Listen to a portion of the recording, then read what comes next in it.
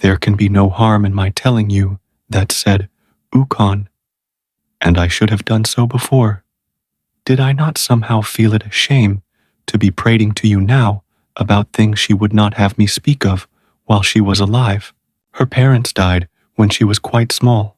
Her father, Sammy Chujo, loved her very dearly, but felt always that he could not give her all the advantages to which her great beauty entitled her, and still perplexed about her future and how best to do his duty by her, he died. Soon afterwards, some accident brought her into the company of To no Chujo, who was at that time still a lieutenant, and for 3 years he made her very happy. But in the autumn of last year, disquieting letters began to arrive from the great hall of the right, and being by nature prone to fits of unreasoning fear, she now fell into a wild panic and fled to the western part of the town, where she hid herself in the house of her old wet nurse. Here she was, very uncomfortable, and had planned to move to a certain village in the hills, when she discovered that it would be unlucky, owing to the position of the stars since the beginning of the year, to make a journey in that direction. And, though she never told me so, I think, sir, it troubled her sorely that you should have come upon her when she was living in so wretched a place. But there was never anyone in the world like my lady for keeping things to herself. She could never bear that other people should know what was on her mind. I have no doubt, sir, that she sometimes behaved very oddly to you, and that you have seen all this for yourself. Yes, this was all just as To no Chujo had described.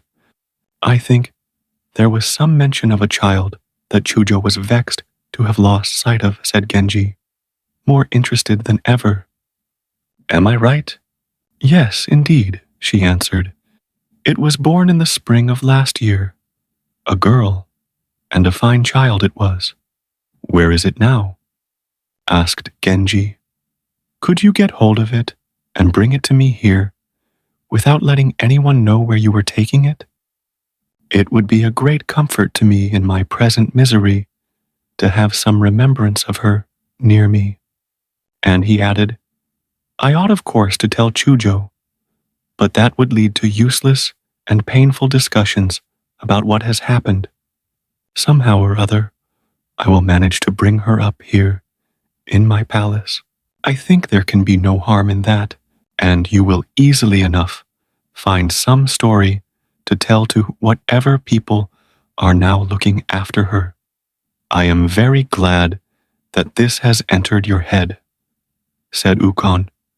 It would be a poor lookout for her to grow up in the quarter where she is now living, with no one properly belonging to her, and in such a part of the town. In the stillness of the evening, under a sky of exquisite beauty, here and there along the borders in front of his palace, some insect croaked its song. The leaves were just beginning to turn, and as he looked upon this pleasant picture, he felt ashamed at the contrast between his surroundings and the little house where Yugao had lived.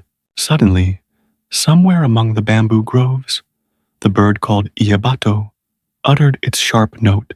He remembered just how she had looked when in the gardens of that fatal house.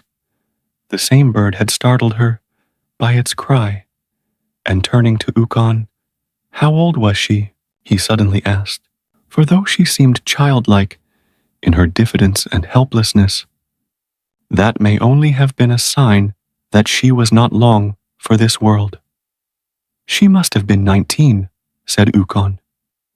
When my mother, who was her first wet nurse, died and left me an orphan, my lady's father was pleased to notice me, and reared me at my lady's side. Ah, sir, when I think of it, I do not know how I shall live without her.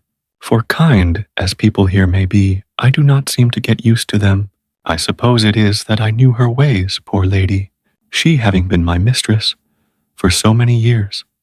To Genji, even the din of the cloth beaters' mallets had become dear through recollection, and as he lay in bed, he repeated those verses of Po Chui.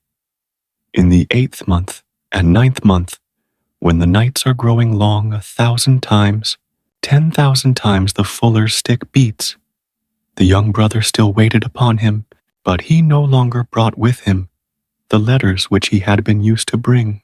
Utsusemi thought he had at last decided that her treatment of him was too unfriendly to be borne, and was vexed that he should feel so. Then suddenly she heard of his illness, and all her vexation turned to consternation and anxiety.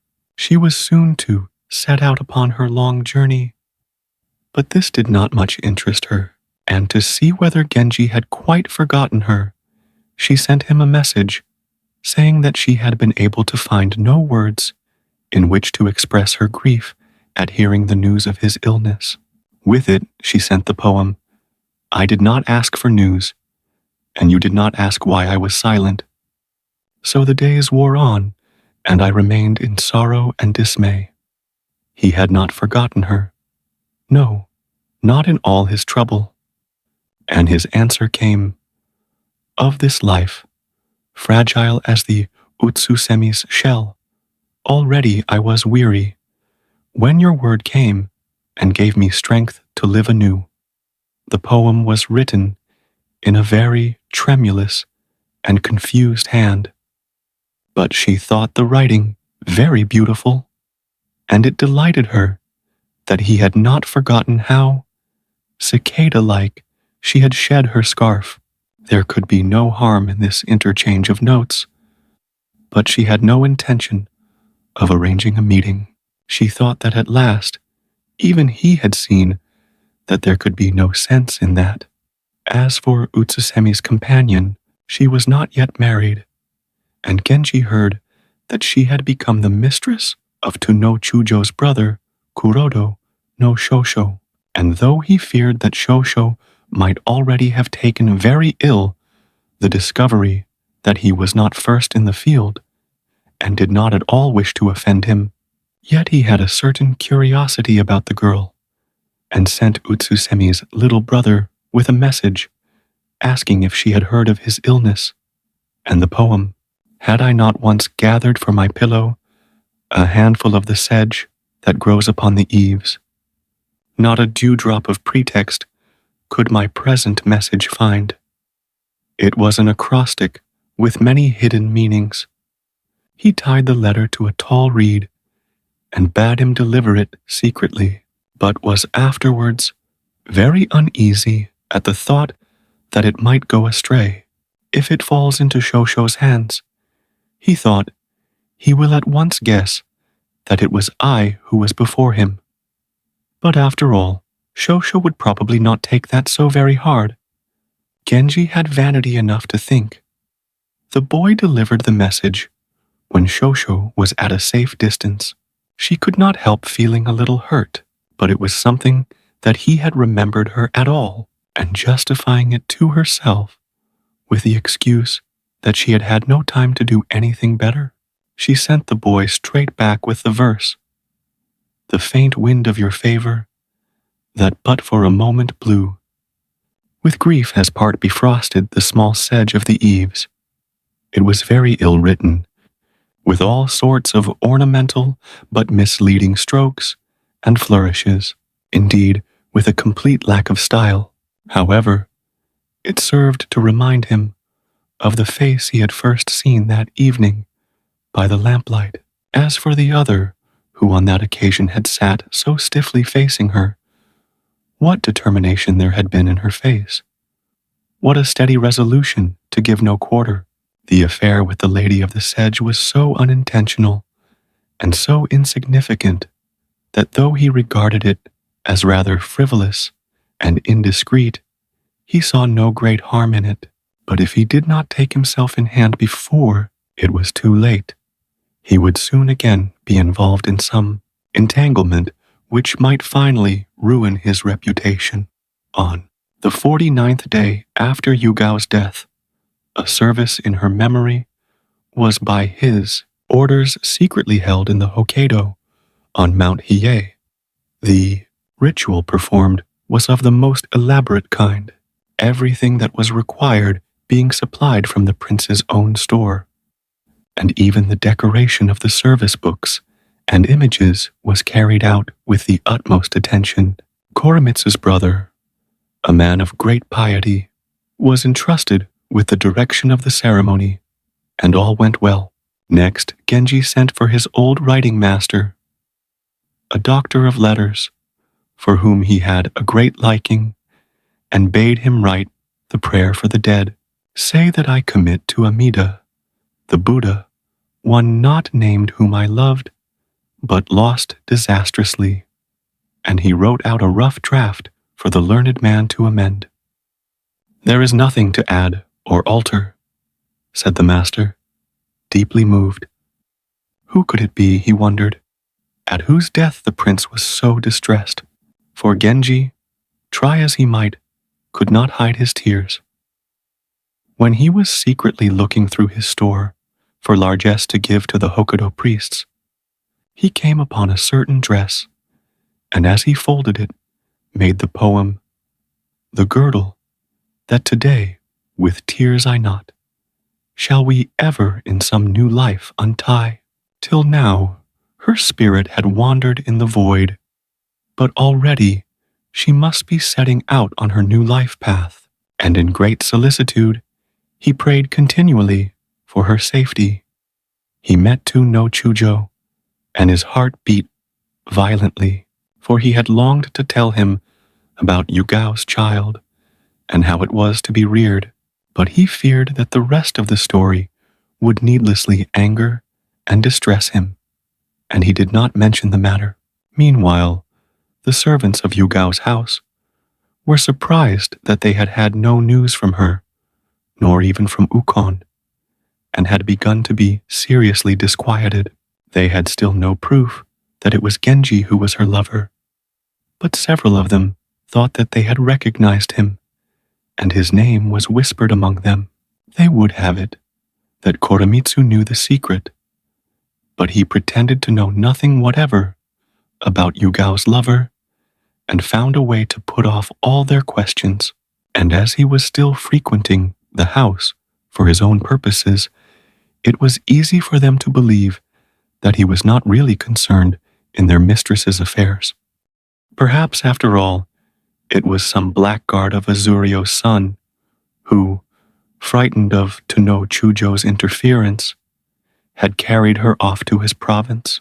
The real owner of the house was a daughter of Yugao's second wet nurse, who had 3 children of her own. Ukon had been brought up with them, but they thought that it was perhaps because she was not their own sister that Ukon sent them no news of their mistress, and they were in great distress. Ukon, who knew that they would assail her with questions which her promise to Genji forbade her to answer, dared not go to the house, not even to get news of her lady's child. It had been put out somewhere to nurse, but to her great sorrow, she had quite lost sight of it, longing all the while to see her face once more, though only in a dream. Upon the night after the ceremony on Mount Hiei, he had a vision very different from that for which he prayed. There appeared to him once more, just as on that fatal night, the figure of a woman in menacing posture, and he was dismayed at the thought that some demon which haunted the desolate spot might on the occasion when it did that terrible thing also have entered into him and possessed him. Iyo no Suke was to start early in the godless month, and had announced that his wife would go with him. Genji sent very handsome parting presents, and among them, with special intent, he put many very exquisite combs and fans.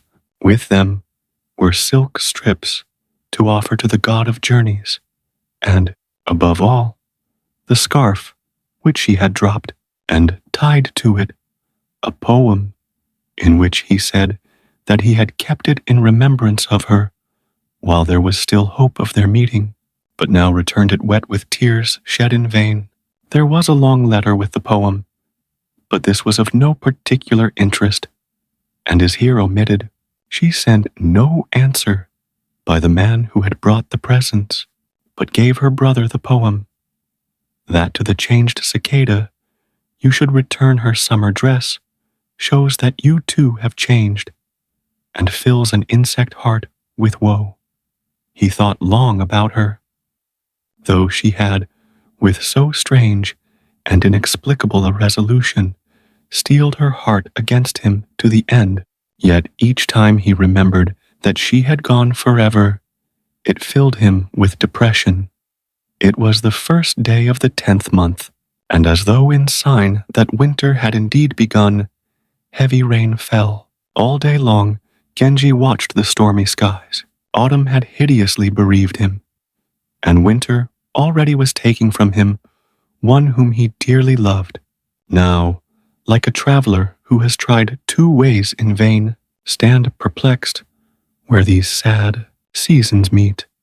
Now at least we must suppose he was convinced that such secret adventures led only to misery. I should indeed be very loath to recount in all their detail matters which he took so much trouble to conceal. Did I not know that if you found I had omitted anything, you would at once ask why? Just because he was supposed to be an emperor's son, I must needs put a favorable showing on his conduct by leaving out all his indiscretions, and you would soon be saying that this was no history, but a mere made-up tale designed to influence the judgment of posterity. As it is, I shall be called a scandalmonger, but that I cannot help. He fell sick of an egg, and when numerous charms and spells had been tried in vain, the illness many times returning, someone said that in a certain temple on the northern hills, there lived a wise and holy man who, in the summer of the year before the ague was then rife, and the usual spells were giving no relief, was able to work many signal cures. Lose no time in consulting him, for while you try one useless means after another, the disease gains greater hold upon you. At once, he sent a messenger to fetch the holy man, who, however, replied that the infirmities of old age no longer permitted him to go abroad. What is to be done? Said Genji. I must go secretly to visit him, and taking only 4 or 5 trusted servants, he set out long before dawn. The place lay somewhat deep into the hills. It was the last day of the 3rd month, and in the capital the blossoms had all fallen. The hill cherry was not yet out, but as he approached the open country, the mists began to assume strange and lovely forms, which pleased him the more because, being one whose movements were tethered by many proprieties, he had seldom seen such sights before. The temples too delighted him. The holy man lived in a deep cave hollowed out of a high wall of rock. Genji did not send in his name, and was in close disguise, but his face was well known, and the priest at once recognized him. Forgive me, he said. It was you, was it not, who sent for me the other day? Alas, I think no longer of the things of this world, and I am afraid I have forgotten how to work my cures. I am very sorry indeed that you have come so far.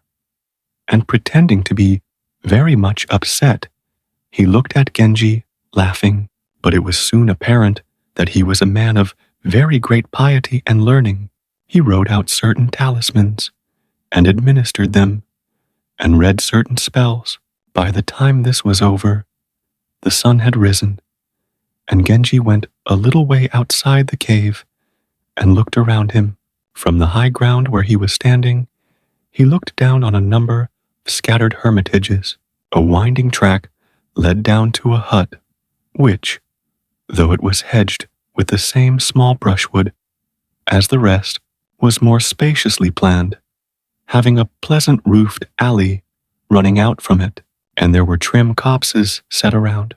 He asked whose house it was, and was told by one of his men that a certain abbot had been living there in retirement for 2 years.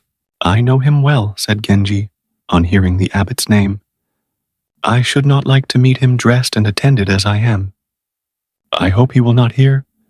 Just then, a party of nicely dressed children came out of the house and began to pluck such flowers as are used for the decoration of altars and holy images.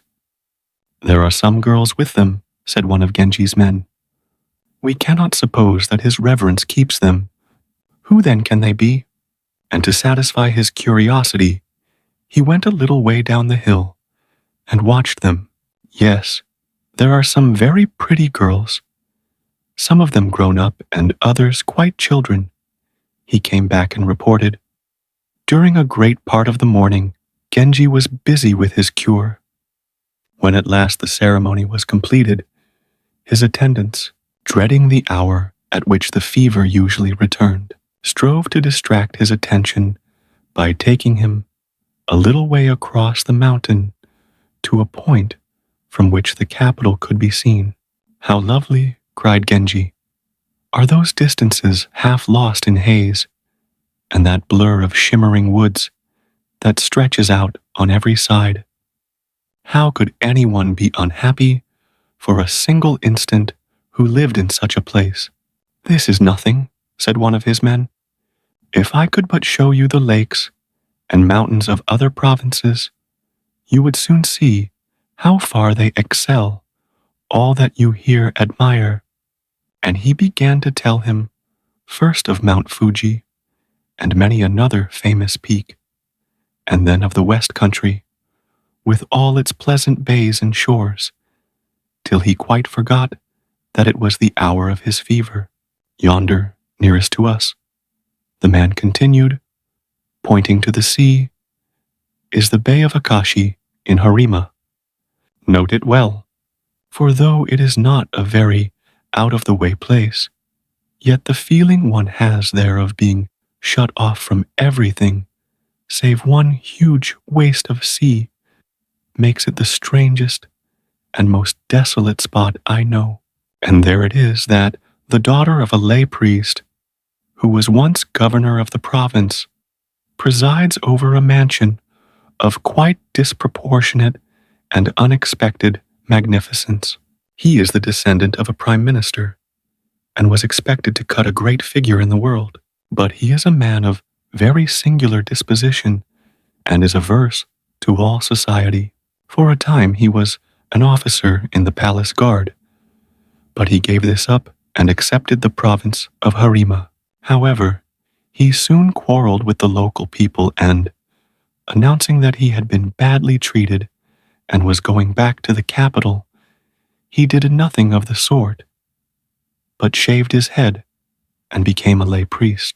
Then, instead of settling, as is usually done, on some secluded hillside, he built himself a house on the seashore, which may seem to you a very strange thing to do, but as a matter of fact, whereas in that province, in one place or another, a good many recluses have taken up their abode, the mountain country is far more dull and lonely, and would sorely have tried the patience of his young wife and child. And so, as a compromise, he chose the seashore.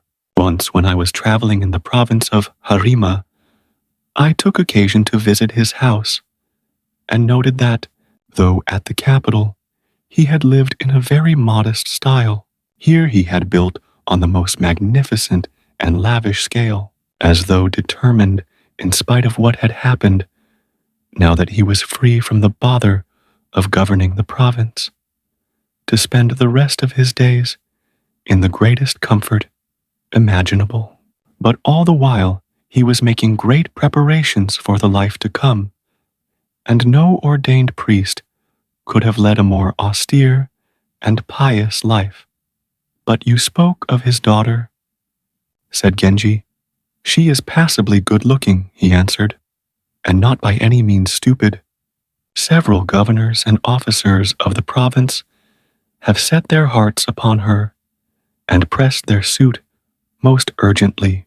But her father has sent them all away. It seems that though in his own person so indifferent to worldly glory, he is determined that this one child, his only object of care, should make amends for his obscurity, and has sworn that if ever she chooses against his will, and when he is gone, flouts his set purpose and injunction to satisfy some idle fancy of her own, his ghost will rise and call upon the sea to cover her. Genji listened with great attention. Why, she is like the Vestal Virgin, who may know no husband but the king dragon of the sea. And they laughed at the old ex-governor's absurd ambitions.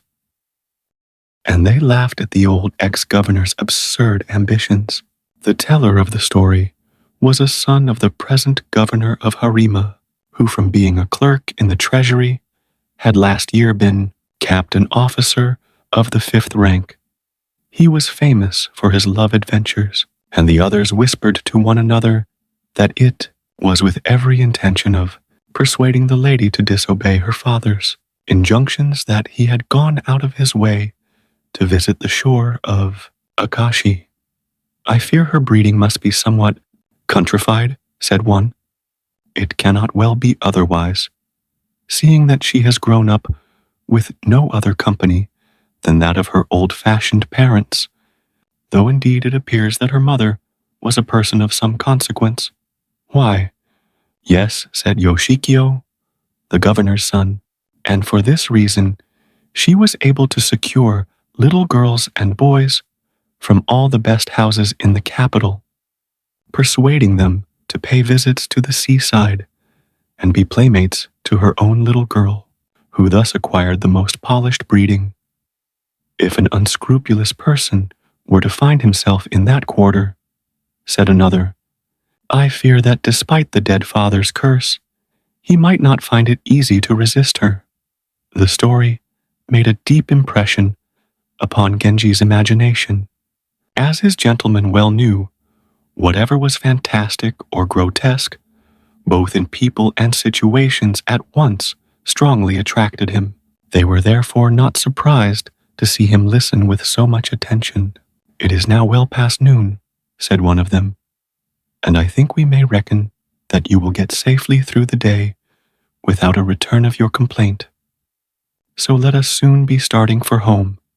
But the priest persuaded him to stay a little longer. The sinister influences are not yet wholly banished, he said. It would be well that a further ritual should continue quietly during the night. By tomorrow morning, I think you will be able to proceed. His gentlemen all urged him to stay. Nor was he at all unwilling, for the novelty of such a lodging amused him. Very well then, at dawn, he said, and having nothing to do till bedtime, which was still a long way off, he went out onto the hillside and under cover of the heavy evening mist, loitered near the brushwood hedge. His attendants had gone back to the hermit's cave, and only Koremitsu was with him. In the western wing, opposite which he was standing, was a nun at her devotions. The blind was partly raised. He thought she seemed to be dedicating flowers to an image. Sitting near the middle pillar, a sutra book propped upon a stool by her side, was another nun. She was reading aloud. There was a look of great unhappiness in her face. She seemed to be about 40, not a woman of the common people. Her skin was white and very fine, and though she was much emaciated, there was a certain roundness and fullness in her cheeks, and her hair, clipped short on a level with her eyes, hung in so delicate a fringe across her brow that she looked, thought Genji, more elegant and even fashionable in this convent guise than if her hair had been long. 2 very well-conditioned maids waited upon her. Several little girls came running in and out of the room at play. Among them was one who seemed to be about 10 years old. She came running into the room, dressed in a rather worn white frock, lined with stuff of a deep saffron color. Never had he seen a child like this. What an astonishing creature she would grow into. Her hair, thick and wavy, stood out fan-wise about her head. She was very flushed, and her lips were trembling. "What is it? Have you quarreled with one of the other little girls?" The nun raised her head as she spoke, and Genji fancied that there was some resemblance between her and the child. No doubt she was its mother. "Inu has let out my sparrow, the little one that I kept in the clothes basket," she said, looking very unhappy. "What a tiresome boy that Inu is," said one of the two maids. "He deserves a good scolding for playing such a stupid trick. Where can it have got to? And this after we had taken so much trouble to tame it nicely. I only hope the crows have not found it." And so saying, she left the room. She was a pleasant-looking woman, with very long, wavy hair. The others called her Nurse Shonagon, and she seemed to be in charge of the child. "Come," said the nun to the little girl, "you must not be such a baby.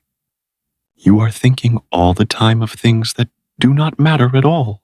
Just fancy, even now, when I am so ill, that any day I may be taken from you, you do not trouble your head about me, but are grieving about a sparrow. It is very unkind, particularly as I have told you, I don't know how many times, that it is naughty to shut up leave things in cages. Come over here." And the child sat down beside her. Her features were very exquisite, but it was above all the way her hair grew, in cloudy masses over her temples, but thrust back in childish fashion from her forehead. That struck him as marvelously beautiful. As he watched her, and wondered what she would be like when she grew up, it suddenly occurred to him that she bore no small resemblance to one whom he had loved with all his being, and at the resemblance he secretly wept. The nun, stroking the child's hair, now said to her, "It's a lovely mop, though you are so naughty about having it combed, but it worries me very much that you are still so babyish. Some children of your age are very different.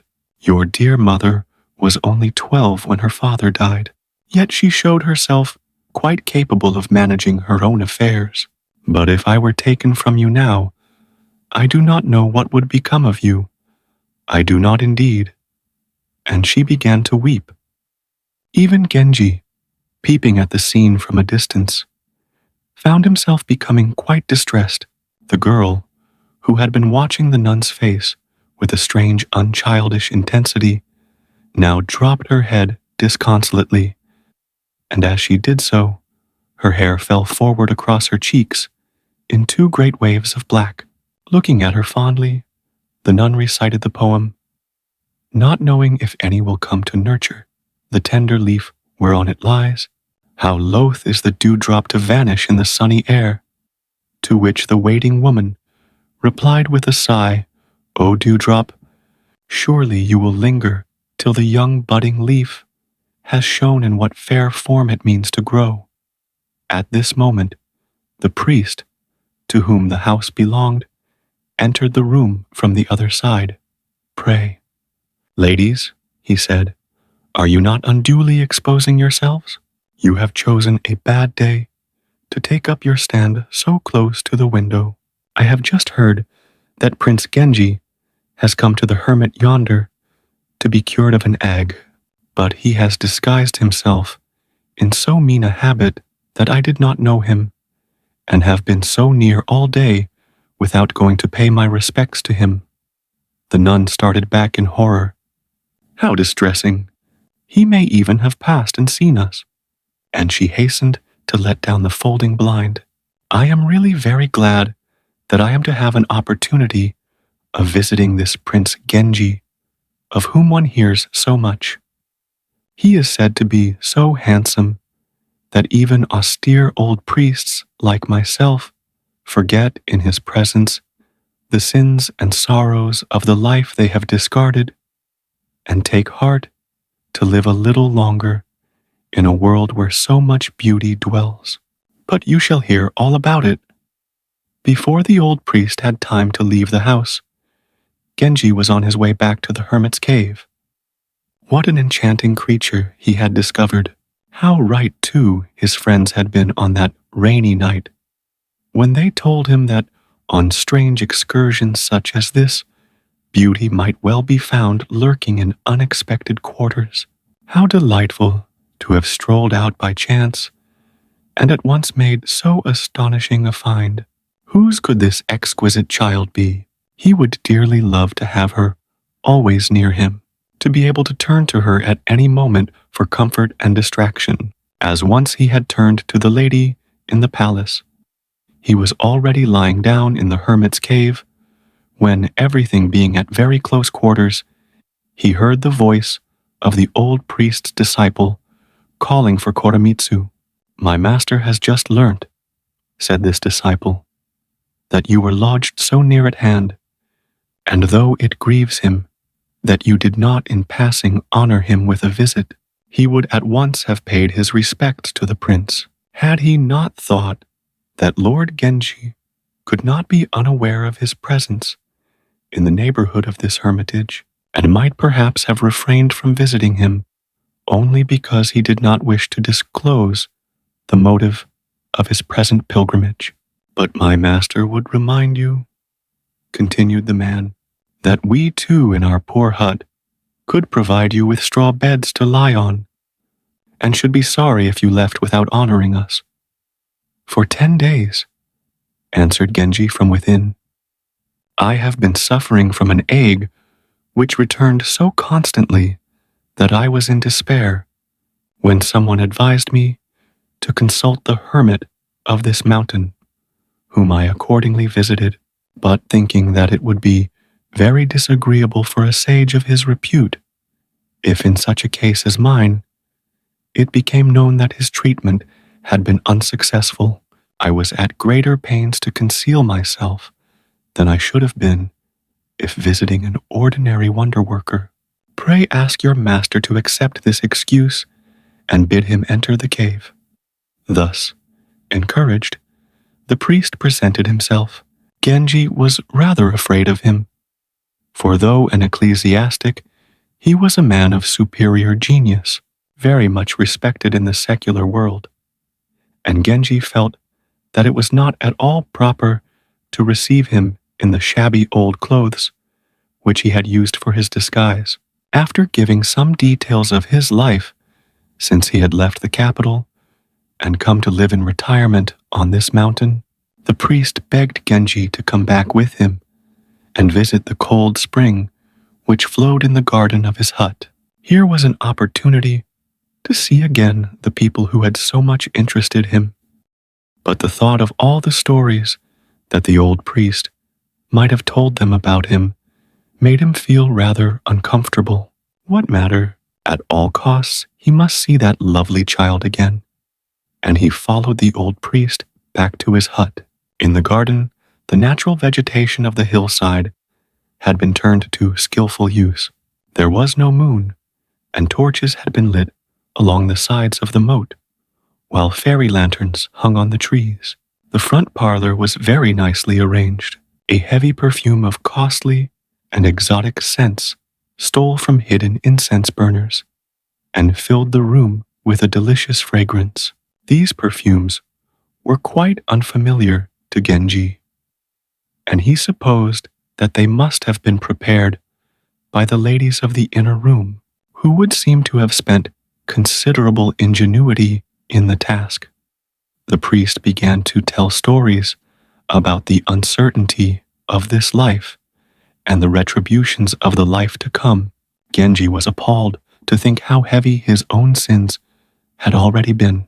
It was bad enough to think that he would have them on his conscience for the rest of his present life. But then there was also the life to come. What terrible punishments he had to look forward to. And all the while the priest was speaking, Genji thought of his own wickedness. What a good idea it would be to turn hermit and live in some such place. But immediately his thoughts strayed to the lovely face which he had seen that afternoon, and longing to know more of her. "Who lives with you here?" he asked. "It interests me to know because I once saw this place in a dream and was astonished to recognize it when I came here today." At this, the priest laughed. "Your dream seems to have come rather suddenly into the conversation," he said, "but I fear that if you pursue your inquiry, your expectations will be sadly disappointed. You have probably never heard of Azechi no Dainagon. He died so long ago. He married my sister, who after his death turned her back upon the world. Just at that time, I myself was in certain difficulties and was unable to visit the capital. So for company, she came to join me here in my retreat. I have heard that Aseiji no Dainagon had a daughter." "Is that so?" said Genji at a venture. "I am sure you will not think I ask the question with any indiscreet intention.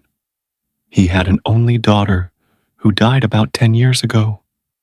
Her father had always wanted to present her at court, but she would not listen, and when he was dead, and there was only my sister, the nun, to look after her, she allowed some wretched go-between to introduce her to Prince Hyobukyo, whose mistress she became. His wife, a proud, relentless woman, from the first pursued her with constant vexations and affronts, day in and day out. This obstinate persecution continued, till at last she died of heartbreak. They say that unkindness cannot kill, but I shall never say so, for from this cause alone I saw my kinswoman fall sick and perish. Then the little girl must be this lady's child," Genji realized at last, and that accounted for her resemblance to the lady in the palace. He felt more drawn towards her than ever. She was of good lineage, which is never amiss, and her rather rustic simplicity would be an actual advantage when she became his pupil, as he was now determined she should, for it would make it the easier for him to mold her unformed tastes to the pattern of his own. "And did the lady whose sad story you have told me leave no remembrance behind her?"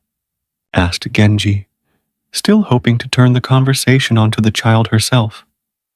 "She died only a short while after her child was born, and it too was a girl.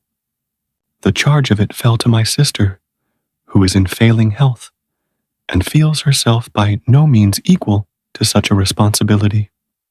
All was now clear. "You will think it a very strange proposal," said Genji, "but I feel that I should like to adopt this child. Perhaps you would mention this to your sister. Though others early involved me in marriage, their choice proved distasteful to me, and having, as it seems, very little relish for society, I now live entirely alone. She is, I quite realize, a mere child, and I am not proposing—" Here he paused, and the priest answered, "I am very much obliged to you for this offer, but I am afraid it is clear that you do not at all realize that the child in question is a mere infant. You would not even find her amusing as a casual distraction. But it is true that a girl as she grows up needs the backing of powerful friends if she is to make her way in the world. And though I cannot promise you that anything will come of it, I ought certainly to mention the matter to her grandmother." His manner had suddenly become somewhat cool and severe. Genji felt that he had been indiscreet and preserved an embarrassed silence. "There is something which I ought to be doing in the hall of our Lord Amida," the priest presently continued, "so I must take leave of you for a while. I must also read my vespers, but I will rejoin you afterwards," and he set out to climb the hill. Genji felt very disconsolate. It had begun to rain.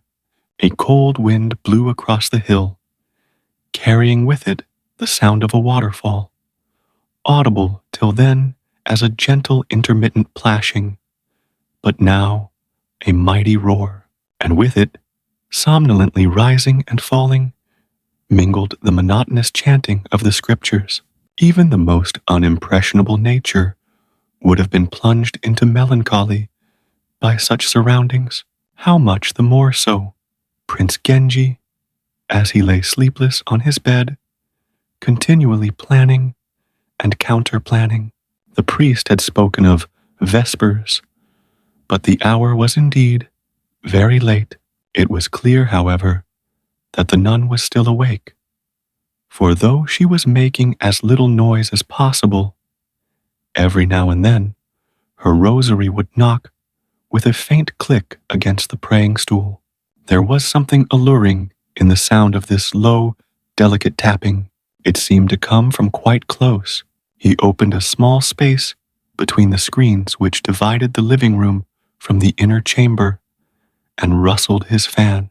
He had the impression that someone in the inner room, after a little hesitation, had come towards the screen, as though saying to herself, "It cannot be so, yet I could have sworn I heard," and then retreated a little, as though thinking, "Well, it was only my fancy after all." Now, she seemed to be feeling her way in the dark, and Genji said aloud, "Follow the Lord Buddha, and though your way lie in darkness, yet shall you not go astray." Suddenly, hearing his clear young voice in the darkness, the woman had not at first the courage to reply, but at last she managed to answer, "In which direction, please? Is he leading me? I am afraid I do not quite understand." "I am sorry to have startled you," said Genji.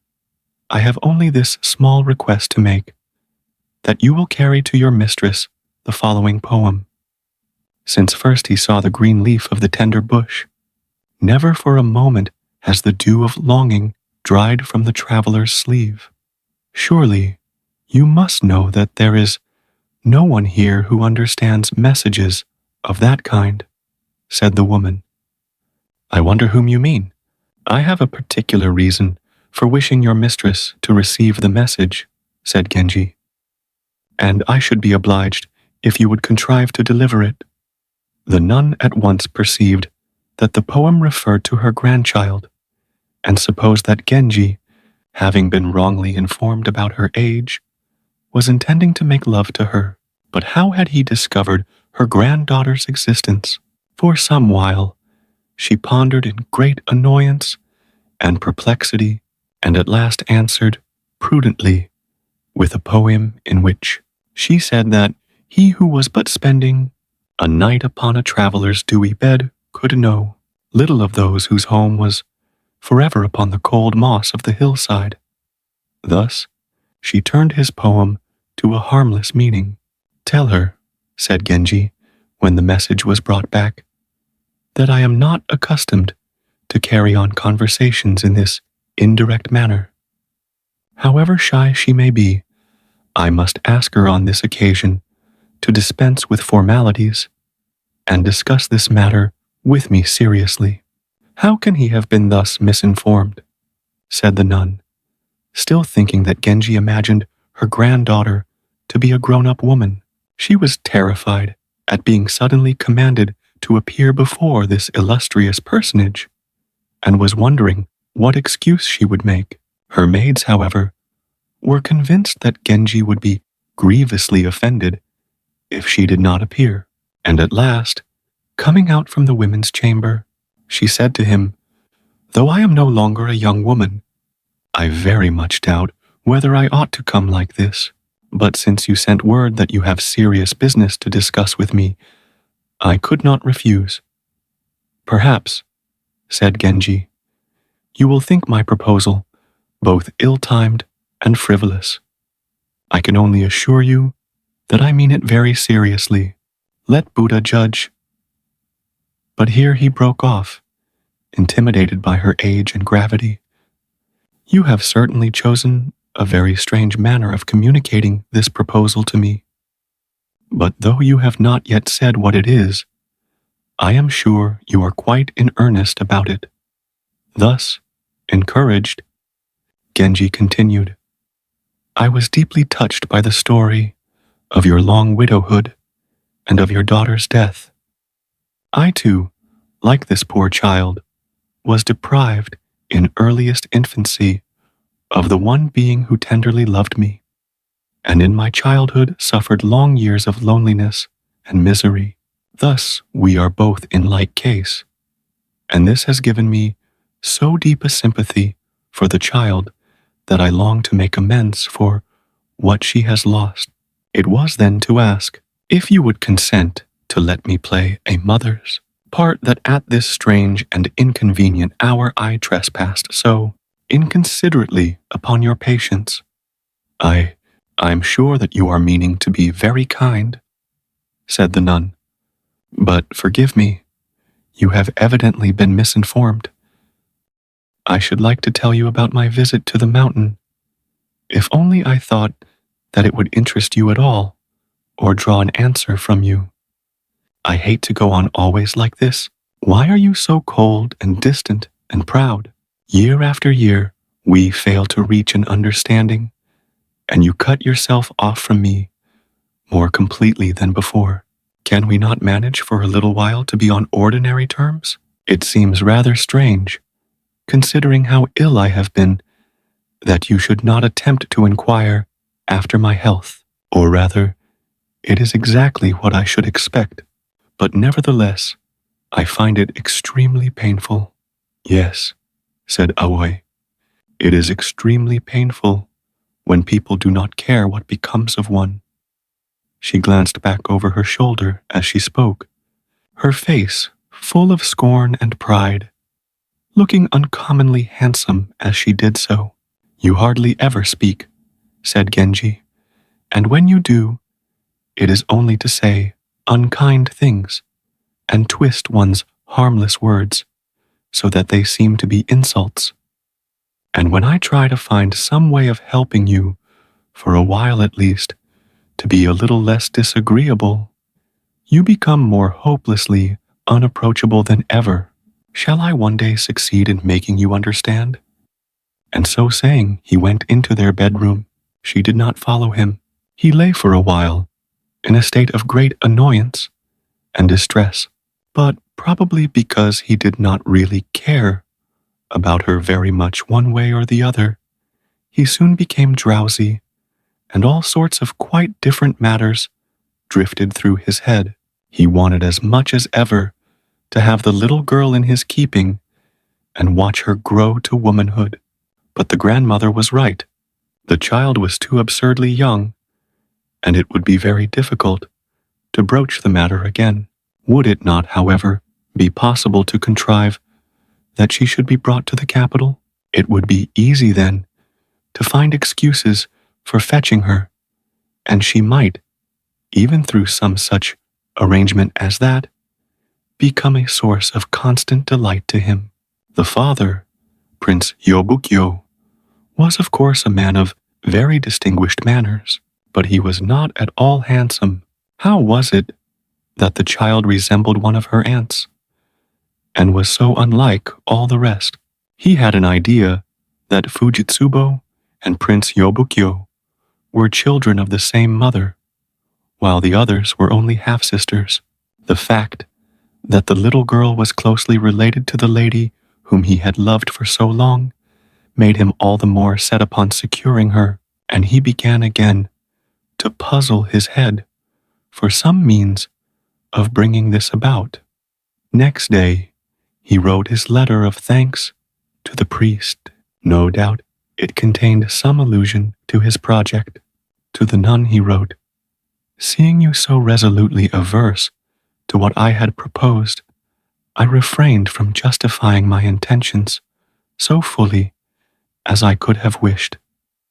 But should it prove that, even by the few words I ventured to speak, I was able to convince you that this is no mere whim or common fancy, how happy would such news make me?"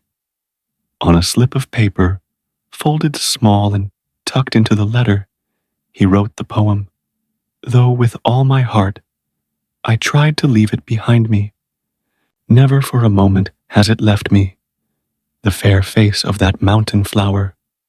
Though she had long passed the zenith of her years, the nun could not but be pleased and flattered by the elegance of the note, for it was not only written in an exquisite hand, but was folded with a careless dexterity which she greatly admired. She felt very sorry for him, and would have been glad, had it been in her conscience, to have sent him a more favorable reply. "We were delighted," she wrote, "that being in the neighborhood, you took occasion to pay us a visit. But I fear that when, as I very much hope you will, you come here purposely to visit us, I shall not be able to add anything to what I have said already. As for the poem which you enclose, do not expect her to answer it, for she cannot yet write her naniwazu properly, even letter by letter.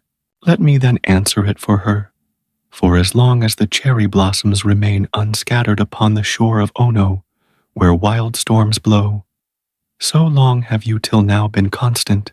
For my part, I am very uneasy about the matter." The priest replied to the same effect. Genji was very much disappointed, and after 2 or 3 days, he sent for Koremitsu and gave him a letter for the nun, telling him at the same time to find out whatever he could from Shonagon, the child's nurse.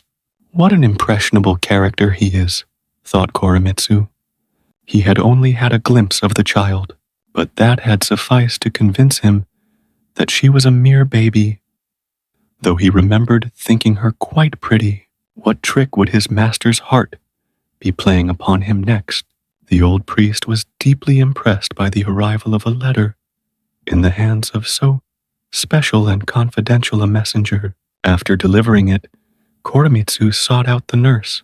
He repeated all that Genji had told him to say, and added a great deal of general information about his master. Being a man of many words, he talked on and on, continually introducing some new topic which had suddenly occurred to him as relevant. But at the end of it all, Shonagon was just as puzzled as everyone else had been to account for Genji's interest in a child so ridiculously young. His letter was very deferential. In it, he said that he longed to see a specimen of her childish writing done letter by letter as the nun had described. As before, he enclosed a poem. "Was it the shadows in the mountain well that told you my purpose was but jest?" To which she answered, "Some perhaps that have drawn in that well now bitterly repent. Can the shadows tell me if again it will be so?" And Koremitsu brought a spoken message to the same effect, together with the assurance that so soon as the nun's health improved, she intended to visit the capital and would then communicate with him again. The prospect of her visit was very exciting. About this time, Lady Fujitsubo fell ill and retired for a while from the palace. The sight of the emperor's grief and anxiety moved Genji's pity, but he could not help thinking that this was an opportunity which must not be missed. He spent the whole of that day in a state of great agitation, unable, whether in his own house or at the palace, to think of anything else or call upon anyone. When at last the day was over, he succeeded in persuading her maid Omyobu to take a message. The girl, though she regarded any communication between them as most imprudent, seeing a strange look in his face, like that of one who walks in a dream, took pity on him and went. The princess looked back upon their former relationship as something wicked and horrible, and the memory of it was a continual torment to her. She had determined that such a thing must never happen again. She met him with a stern and sorrowful countenance, but this did not disguise her charm, and as though conscious that he was unduly admiring her, she began to treat him with great coldness and disdain. He longed to find some blemish in her, to think that he had been mistaken, and be at peace. I need not tell all that happened. The night passed only too quickly. He whispered in her ear the poem, "Now that, at last, we have met, would that we might vanish forever into the dream we dreamed tonight." But she, still conscience-stricken, "Though I were to hide in the darkness of eternal sleep, yet would my shame run through the world from tongue to tongue." And indeed, as Genji knew, it was not without good cause that she had suddenly fallen into this fit of apprehension and remorse. As he left, Omyobu came running after him with his cloak and other belongings which he had left behind. He lay all day upon his bed in great torment. He sent a letter, but it was returned unopened. This had happened many times in the past, but now it filled him with such consternation that for 2 or 3 days he was completely prostrate and kept his room. All this while he was in constant dread, lest his father, full of solicitude, should begin inquiring what new trouble had overtaken him. Fujitsubo, convinced that her ruin was accomplished, fell into a profound melancholy, and her health grew daily worse. Messengers arrived constantly from the court begging her to return without delay, but she could not bring herself to go. Her disorder had now taken a turn which filled her with secret foreboding, and she did nothing all day long but sit distractedly, wondering what would become of her. When the hot weather set in, she ceased to leave her bed at all. 3 months had now passed, and there was no mistaking her condition. Soon it would be known and everywhere discussed. She was appalled at the calamity which had overtaken her, not knowing that there was any cause for secrecy. Her people were astonished that she had not long ago informed the emperor of her condition.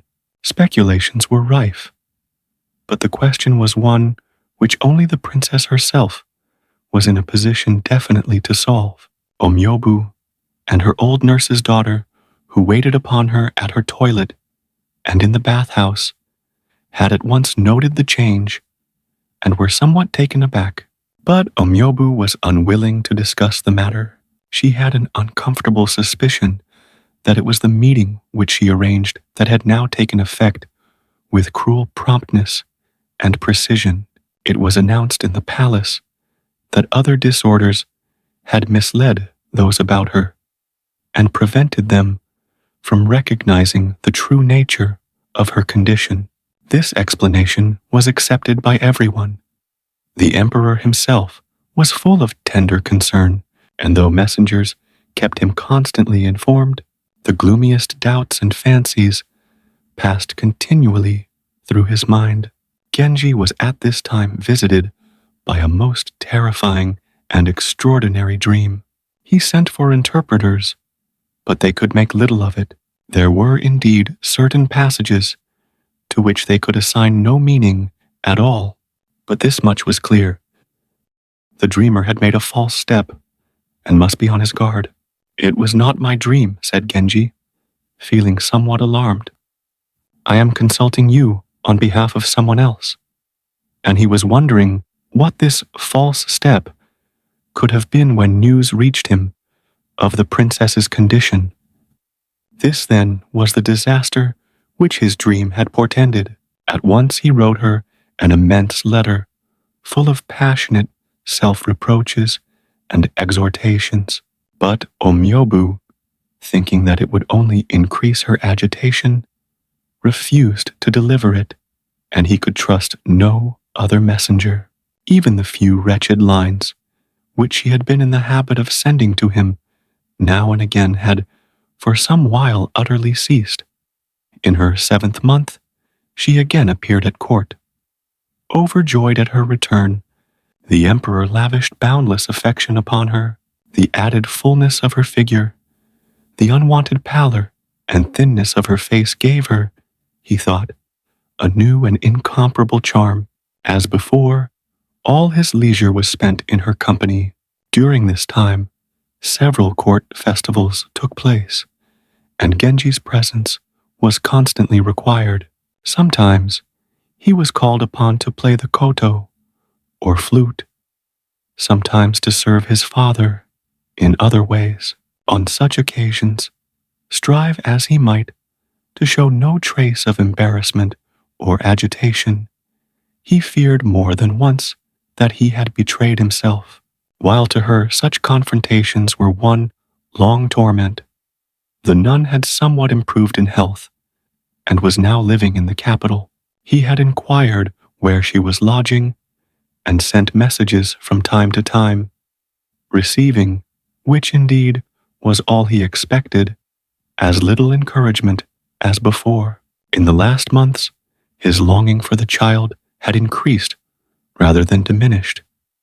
But day after day went by without his finding any means to change the situation. As the autumn drew to its close, he fell into a state of great despondency. One fine moonlit night, when he had decided, against his own inclination, to pay a certain secret visit, a shower came on. As he had started from the palace, and the place to which he was going was in the suburbs of the 6th Ward, it occurred to him that it would be disagreeable to go so far in the rain. He was considering what he should do when he noticed a tumbled-down house surrounded by very ancient trees. He asked whose this gloomy and desolate mansion might be, and Koremitsu, who as usual was with him, replied, "Why, that is the late Azechi no Dainagon's house. A day or two ago, I took occasion to call there, and was told that my lady the nun has grown very weak, and does not now know what goes on about her." "Why did you not tell me this before?" said Genji, deeply concerned. "I should have called at once to convey my sympathy to her household." "Pray go in at once and ask for news." Koremitsu accordingly sent one of the lesser attendants to the house, instructing him to give the impression that Genji had come on purpose to inquire. When the man announced that Prince Genji had sent him for news, and was himself waiting outside, great excitement and consternation prevailed in the house. Their mistress, the servants said, had for several days been lying in a very parlous condition, and could not possibly receive a visit. But they dared not simply send so distinguished a visitor away, and hastily tidying the southern parlor, they bustled him into it, saying, "You must forgive us for showing you into this untidy room. We have done our best to make it presentable. Perhaps on a surprise visit, you will forgive us for conducting you to such an out-of-the-way closet." It was indeed not at all the kind of room that he was used to. "I have been meaning for a long while to visit this house," said Genji. "But time after time, the proposals which I made in writing concerning a certain project of mine were summarily rejected, and this discouraged me. Had I but known that your mistress's health had taken this turn for the worse, tell him that at this moment my mind is clear, though it may soon be darkened again. I am deeply sensible of the kindness he has shown in thus visiting my deathbed, and regret that I cannot speak with him face to face. Tell him that if by any chance he has not altered his mind with regard to the matter that he has discussed with me before, by all means let him, when the time has come, number her among the ladies of his household. It is with great anxiety that I leave her behind me, and I fear that such a bond with earth may hinder me from reaching the life for which I have prayed. Her room was so near and the partition so thin that as she gave Shonagon her message, he could hear now and again the sound of her sad, quavering voice. Presently, he heard her saying to someone, "How kind, how very kind of him to come. If only the child were old enough to thank him nicely." "It is indeed no question of kindness," said Genji to Shonagon. "Surely it is evident that only some very deep feeling would have driven me to display so zealous a persistency. Since first I saw this child, a feeling of strange tenderness towards her possessed me, and it has grown to such a love as cannot be of this world only. Though it is but an idle fancy, I have a longing to hear her voice. Could you not send for her before I go? Poor little thing, said Shonagon. She is fast asleep in her room, and knows nothing of all our troubles. But as she spoke, there was a sound of someone moving in the women's quarters, and a voice suddenly was heard saying, Grandmother, Grandmother, Prince Genji, who came to see us in the mountains, is here, paying a visit. Why do you not let him come and talk to you? Hush, child, hush, cried all the gentlewomen, scandalized. No, no, said the child. Grandmother said that when she saw this prince, it made her feel better at once. I was not being silly at all. This speech delighted Genji, but the gentlewomen of the household thought the child's incursion painful and unseemly, and pretended not to hear her last remark. Genji gave up the idea of paying a real visit and drove back to his house, thinking as he went that her behavior was indeed still that of a mere infant. Yet how easy and delightful it would be to teach her. Next day, he paid a proper visit. On his arrival, he sent in a poem written on his usual tiny slip of paper. Since first I heard the voice of the young crane, my boat shows a strange tendency to stick among the reeds. It was meant for the little girl, and was written in a large, childish hand, but very beautifully, so that the ladies of the house said as soon as they saw it, This will have to go into the child's copybook. Shonagon sent him the following note. My mistress, feeling that she might not live through the day, asked us to have her move to the temple in the hills, and she is already on her way. I shall see to it that she learns of your inquiry, if I can but send word to her before it is too late. The letter touched him deeply.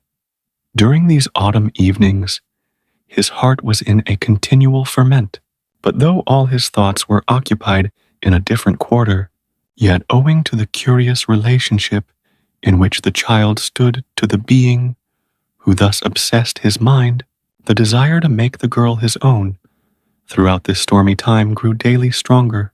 He remembered the evening when he had first seen her, and the nun's poem, not knowing if any will come to nurture the tender leaf. She would always be delightful, but in some respects she might not fulfill her early promise. One must take risks, and he made the poem, When shall I see it lying in my hand, the young grass of the moor side that springs from purple roots. In the 10th month, the emperor was to visit the Suzaku Inn for the festival of red leaves. The dancers were all to be sons of the noblest houses, the most accomplished among the princes, courtiers, and other great gentlemen had been chosen for their parts by the emperor himself, and from the royal princes and state ministers downward, everyone was busy with continual practices and rehearsals. Genji suddenly realized that for a long while he had not inquired after his friends on the mountain. He at once sent a special messenger who brought back this letter from the priest. The end came on the 20th day of last month. It is the common lot of mankind, yet her loss is very grievous to me. This and more he wrote, and Genji, reading the letter, was filled with a bitter sense of life's briefness and futility. And what of the child, concerning whose future the dead woman had shown such anxiety? He could not remember his own mother's death at all distinctly, but some dim recollection still floated in his mind, and gave to his letter of condolence an added warmth of feeling. It was answered, not without a certain self-importance, by the nurse Shonagon. After the funeral and mourning were over, the child was brought back to the capital. Hearing of this, he allowed a short while to elapse, and then one fine still night went to the house of his own accord. This gloomy, decaying, half-deserted mansion must, he thought, have a most depressing effect upon the child who lived there. He was shown into the same small room as before. Here, Shonagon told him between her sobs the whole tale of their bereavement, at which he too found himself strangely moved. I would send my little mistress to His Highness, her father's, she continued.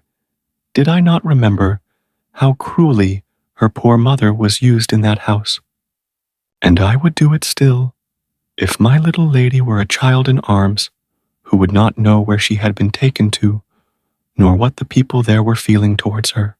But she is now too big a girl to go among a lot of strange children who might not treat her kindly. So, her poor dead grandmother was always saying down to her last day, "You, sir, have been very good to us, and it would be a great weight off my mind to know that she was coming to you, even if it were only for a little while, and I would not worry you with asking what was to become of her afterwards. Only for her sake, I am sorry indeed that she is not some years older, so that you might make a match of it. But the way she has been brought up has made her young even for her age. You need not so constantly remind me of her." "Childishness," said Genji, "though it is indeed her youth and helplessness which move my compassion, yet I realize, and why should I hide it from myself or from you, that a far closer bond unites our souls. Let me tell her myself what we have just now decided." And he recited a poem in which he asked if, like the waves that lap the shore, where young reeds grow, he must advance only to recede again. Will she be too much surprised? He added. Shonagon, saying that the little girl should by all means be fetched, answered his poem with another in which she warned him that he must not expect her to drift seaweed-like with the waves before she understood his intention. "Now, what made you think I should send you away without letting her see you?" she asked, speaking in an offhand, familiar tone which he found it easy to pardon. His appearance, which the gentlewomen of the house studied with great care, while he sat waiting for the child and singing to himself a verse of the song, "Why so hard to cross the hill?" made a deep impression upon them, and they did not forget that moment for a long while after. The child was lying on her bed, weeping for her grandmother. "A gentleman in a big cloak has come to play with you," said one of the women who were waiting upon her. "I wonder if it is your father." At this she jumped up and cried out, "Nurse, where is the gentleman in a cloak? Is he my father?" And she came running into the room. "No," said Genji, "it is not your father, but it is someone else who wants you to be very fond of him. Come." She had learnt from the way people talked about him that Prince Genji was someone very important, and feeling that he must really be very angry with her for speaking of him as the gentleman in a cloak, she went straight to her nurse and whispered, "Please, I am sleepy.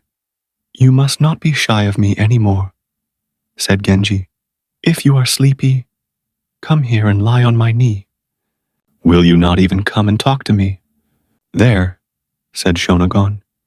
"You see what a little savage she is," and pushed the child towards him. She stood listlessly by his side, passing her hand under her hair so that it fell in waves over her soft dress, or clasping a great bunch of it where it stuck out thick around her shoulders. Presently, he took her hand in his, but at once, in terror of this close contact with someone to whom she was not used, she cried out, I said I wanted to go to bed, and snatching her hand away, she ran into the women's quarters. He followed her, crying, "Dear one, do not run away from me. Now that your granny is gone, you must love me instead." "Well?" gasped Shonagon, deeply shocked. "No, that is too much. How can you bring yourself to say such a wicked thing to the poor child? And it is not much use telling people to be fond of one, is it?" "For the moment, it may not be," said Genji, "but you will see that strange things happen if one's heart is set upon a thing, as mine is now." Hail was falling. It was a wild and terrible night. The thought of leaving her to pass it in this gloomy and half-deserted mansion immeasurably depressed him, and snatching at this excuse for remaining near her, "Shut the partition door," he cried. "I will stay for a while and play the watchman here on this terrible night. Draw near to me, all of you." And so saying, as though it were the most natural thing in the world, he picked up the child in his arms and carried her to her bed. The gentlewomen were far too astonished and confounded to budge from their seats, while Shonagon, though his high-handed proceedings greatly agitated and alarmed her, had to confess to herself that there was no real reason to interfere, and could only sit moaning in her corner. The little girl was at first terribly frightened. She did not know what he was going to do with her, and shuddered violently. Even the feel of his delicate, cool skin, when he drew her to him, gave her goose flesh. He saw this, but nonetheless he began gently and carefully to remove her outer garments and laid her down. Then, though he knew quite well that she was still frightened of him, he began talking to her softly and tenderly. "How would you like to come with me one day to a place where there are lots of lovely pictures and dolls and toys?" And he went on to speak so feelingly of all the things she was most interested in that soon she felt almost at home with him. But for a long while she was restless and did not go properly to sleep. The storm still raged. "Whatever should we have done if this gentleman had not been here?" whispered one of the women. "I know that for my part I should have been in a terrible fright. If only our little lady were nearer to his age." Shonagon, still mistrustful, sat quite close to Genji all the while. At last the wind began to drop. The night was far spent, but his return at such an hour would cause no surprise. "She has become so dear to me," said Genji, "that, above all at this sad time in her life, I am loath to leave her even for a few short hours. I think I shall put her somewhere where I can see her whenever I wish. I wonder that she is not frightened to live in such a place as this." "I think her father spoke of coming to fetch her," said Shonagon. "But that is not likely to be till the 49 days are up." "It would, of course, under ordinary circumstances, be natural that her father should look after her," admitted Genji. "But as she has been brought up entirely by someone else, she has no more reason to care for him than for me. And though I have known her so short a time, I am certainly far fonder of her than her father can possibly be." So saying, he stroked the child's hair, and then reluctantly, with many backward glances, left the room. There was now a heavy white fog, and hoar frost lay thick on the grass. Suddenly, he found himself wishing that it were a real love affair, and he became very depressed. It occurred to him that on his way home he would pass by a certain house which he had once familiarly frequented. He knocked at the door, but no one answered. He then ordered one of his servants, who had a strong voice, to recite the following lines: "By my sister's gate, though morning fog makes all the world still dark as night," I could not fail to pause. When this had been sung twice, The lady sent an impertinent coxcomb of a valet to the door, who, having recited the poem, "If you disliked the hedge of fog that lies about this place, a gate of crazy wicker would not keep you standing in the street," at once went back again into the house. He waited, but no one else came to the door, and though he was in no mood to go dully home since it was now broad daylight, what else could be done?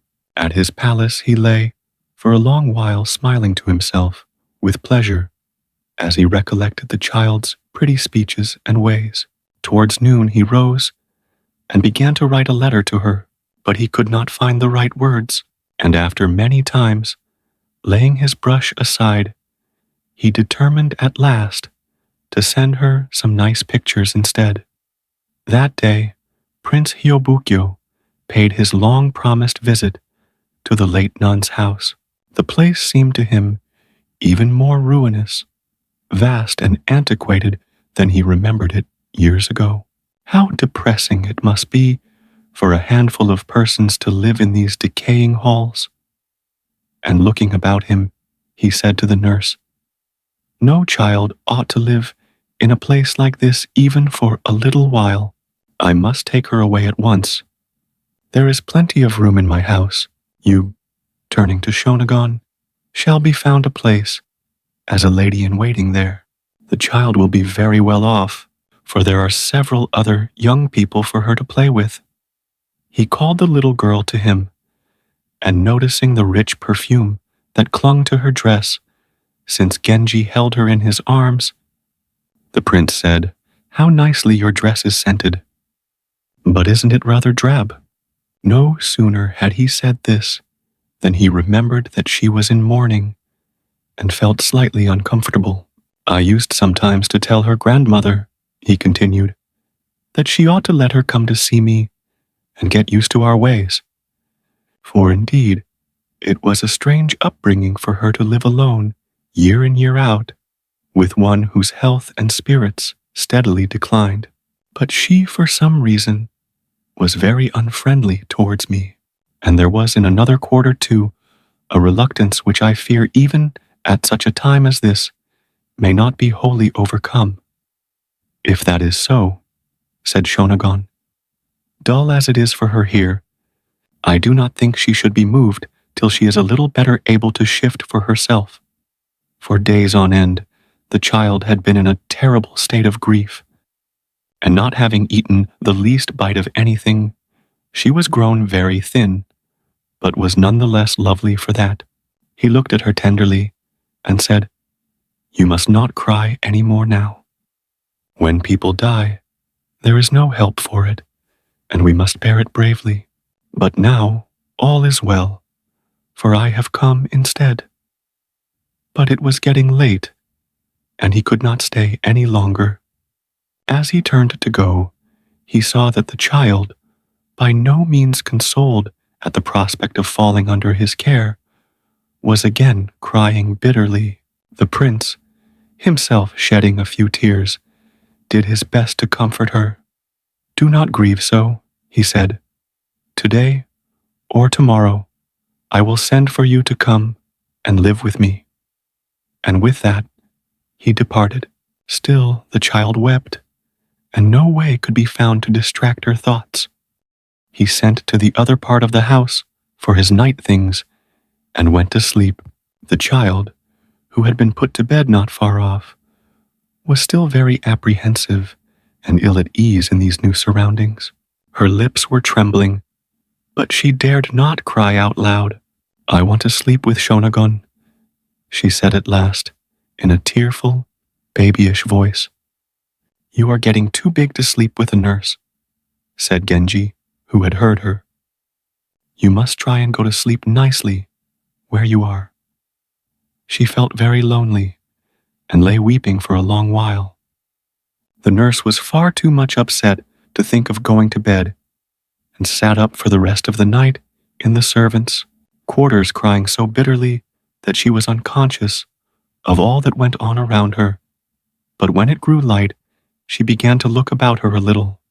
Not only this great palace, with its marvelous pillars and carvings, but the sand in the courtyard outside, which seemed to her like a carpet of jewels, made so dazzling an impression upon her that at first she felt somewhat overawed. However, the fact that she was now no longer in a household of women gave her an agreeable sense of security. It was the hour at which business brought various strangers to the house. There were several men walking just outside her window, and she heard one of them whisper to another, "They say that someone new has come to live here. Who can it be, I wonder? A lady of note, I'll warrant you." Bath water was brought from the other wing, and steamed rice for breakfast. Genji did not rise till far on into the morning. "It is not good for the child to be alone," he said to Shonagon. "So last night, before I came to you, I arranged for some little people to come and stay here." And so saying, he sent a servant to fetch the little girls from the eastern wing. He had given special orders that they were to be as small as possible, and now 4 of the tiniest and prettiest creatures imaginable arrived upon the scene. Murasaki was still asleep, lying wrapped in Genji's own coat. It was with difficulty that he roused her. "You must not be sad any more," he said. "If I were not very fond of you, should I be looking after you like this? Little girls ought to be very gentle and obedient in their ways." And thus, her education was begun.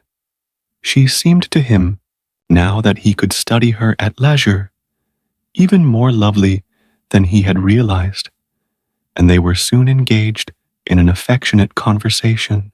He sent for delightful pictures and toys to show her, and set to work to amuse her in every way he could.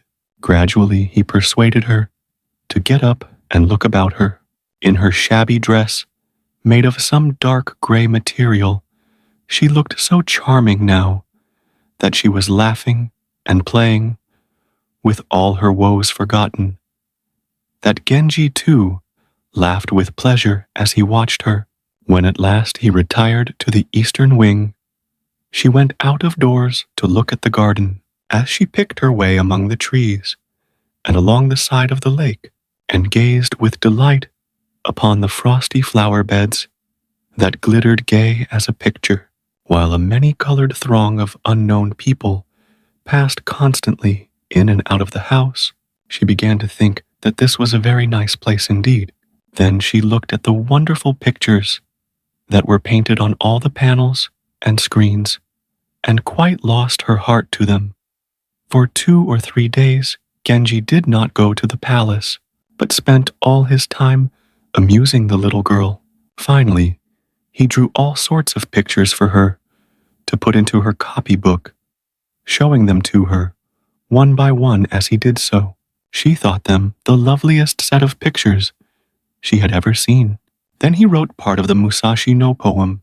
She was delighted by the way it was written in bold ink strokes on a background stained with purple.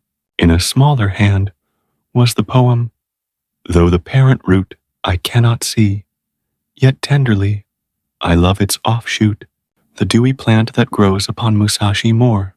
"Come," said Genji while she was admiring it.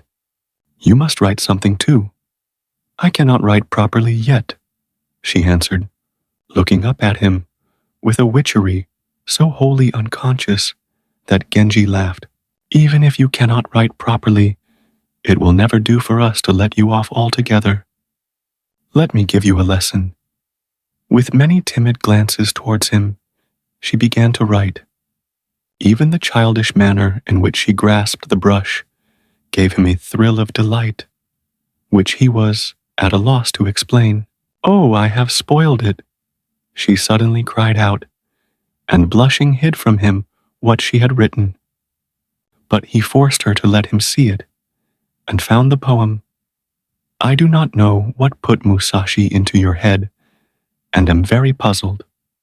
What plant is it that you say is a relative of mine?" It was written in a large childish hand, which was indeed very undeveloped, but was nevertheless full of promise. It showed a strong resemblance to the late nun's writing. He felt certain that if she were given up-to-date copybooks, she would soon write very nicely. Next, they built houses for the dolls and played so long at this game together that Genji forgot for a while the great anxiety which was at that time preying upon his mind. The servants who had been left behind at Murasaki's house were extremely embarrassed when Prince Hyobukyo came to fetch her. Genji had made them promise, for a time at any rate, to tell no one of what had happened, and Shonagon had seemed to agree that this was best. Accordingly, he could get nothing out of them, save that Shonagon had taken the child away with her, without saying anything about where she was going. The prince felt completely baffled. Perhaps the grandmother had instilled into the nurse's mind the idea that things would not go smoothly for the child at his palace. In that case, the nurse with an excess of craftiness might, instead of openly saying that she feared the child would not be well treated under his roof, have thought it wiser to make off with her when opportunity offered. He went home very depressed, asking them to let him know instantly if they had any news, a request which again embarrassed them. He also made enquiries of the priest at the temple in the hills, but could learn nothing. She had seemed to him to be a most lovable and delightful child. It was very disappointing to lose sight of her in this manner. The princess, his wife, had long ago got over her dislike of the child's mother, and was indignant at the idea that she was not to be trusted to do her duty by the child properly. Gradually, the servants from Murasaki's house assembled at her new home. The little girls who had been brought to play with her were delighted with their new companion, and they were soon all playing together very happily. When her prince was away or busy on dreary evenings, she would still sometimes long for her grandmother, the nun, and cry a little, but she never thought about her father, whom she had never been used to see, except at rare intervals. Now, indeed, she had a new father, of whom she was growing every day more fond. When he came back from anywhere, she was the first to meet him, and then wonderful games and conversations began, she sitting all the while on his lap, without the least shyness or restraint. A more charming companion could not have been imagined. It might be that when she grew older, she would not always be so trustful. New aspects of her character might come into play. If she suspected, for example, that he cared for someone else, she might resent it, and in such a case, all sorts of unexpected things are apt to happen. But for the present, she was a delightful plaything. Had she really been his daughter, convention would not have allowed him to go on much longer, living with her on terms of such complete intimacy. But in a case like this, he felt that such scruples were not applicable. Try as he might, he could not dispel the melancholy into which Yugao's sudden death had cast him, and though many months had gone by, he longed for her passionately as ever. In other quarters where he had looked for affection, coldness vied with coldness, and pride with pride. He longed to escape once more from the claims of these passionate and exacting natures, and renew the life of tender intimacy which for a while had given him so great a happiness. But alas, no second Yugao would he ever find. Despite his bitter experience, he still fancied that one day he might at least discover some beautiful girl of humble origin whom he could meet without concealment, and he listened eagerly to any hint that was likely to put him upon a promising track. If the prospects seemed favorable, he would follow up his inquiries by writing a discreet letter, which, as he knew from experience, would seldom indeed meet with a wholly discouraging reply.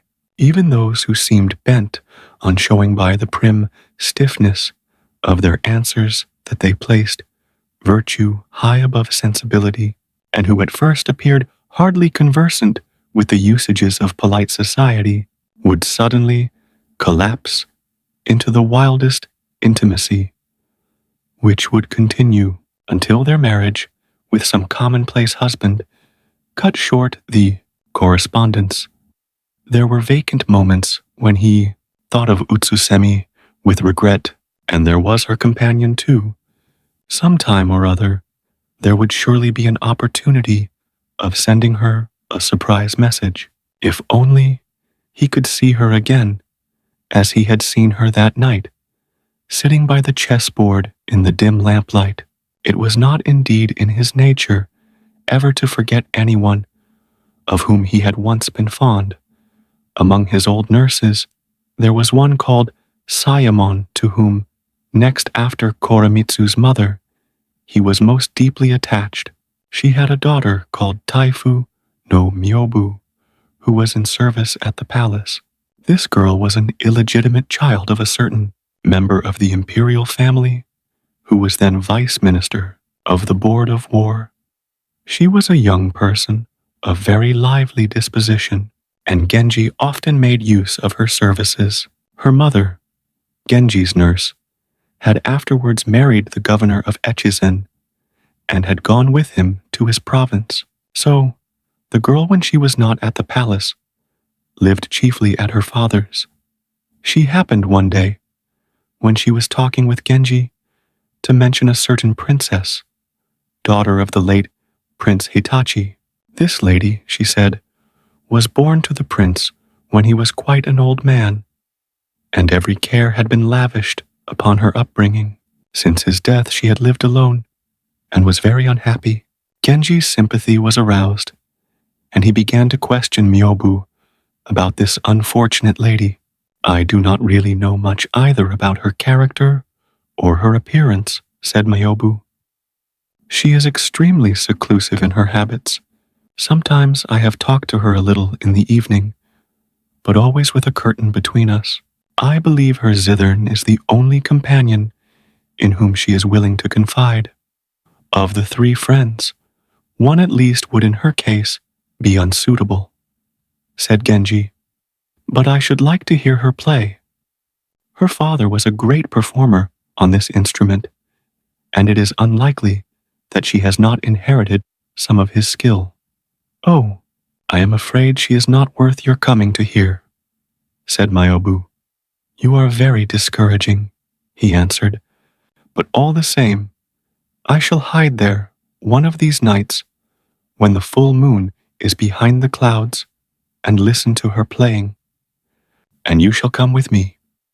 She was not best pleased, but just then, even upon the busy palace, a springtime quiet seemed to have settled, and being quite at leisure, she consented to accompany him.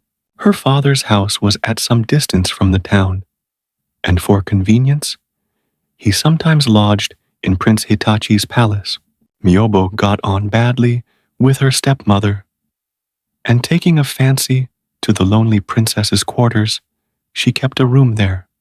It was indeed on the night after the full moon, in just such a veiled light as Genji had spoken of, that they visited the Hitachi palace.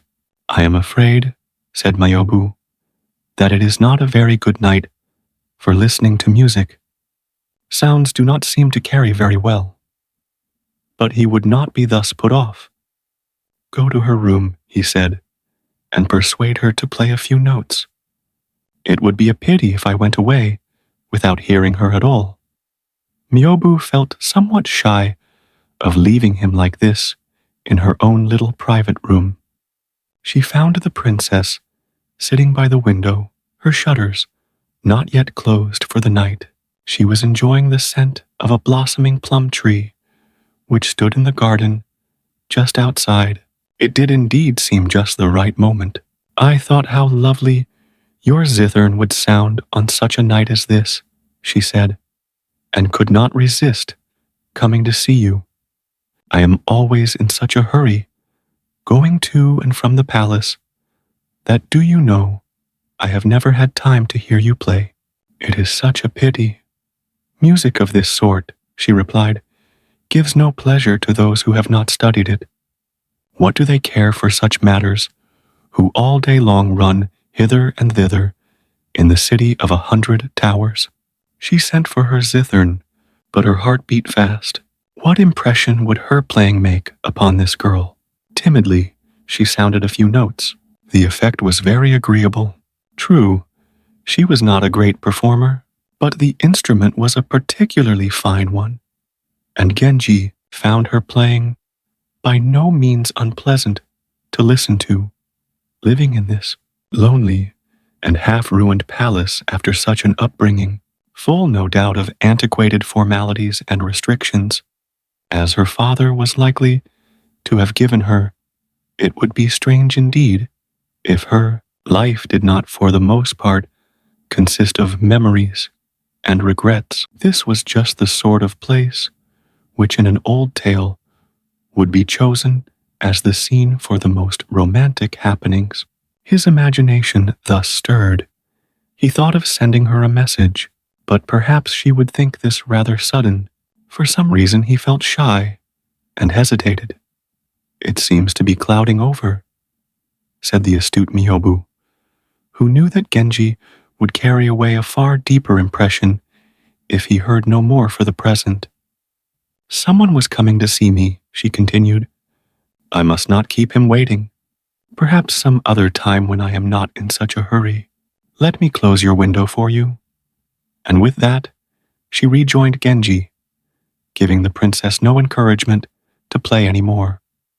She stopped so soon, he complained, that it was hardly worth getting her to play at all. One had not time to catch the drift of what she was playing. Really, it was a pity. That the princess was beautiful, he made no doubt at all.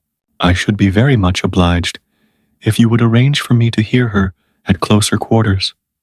But Miyobu, thinking that this would lead to disappointment, told him that the princess who led so hermit-like an existence and seemed always so depressed and subdued would hardly welcome the suggestion that she should perform before a stranger.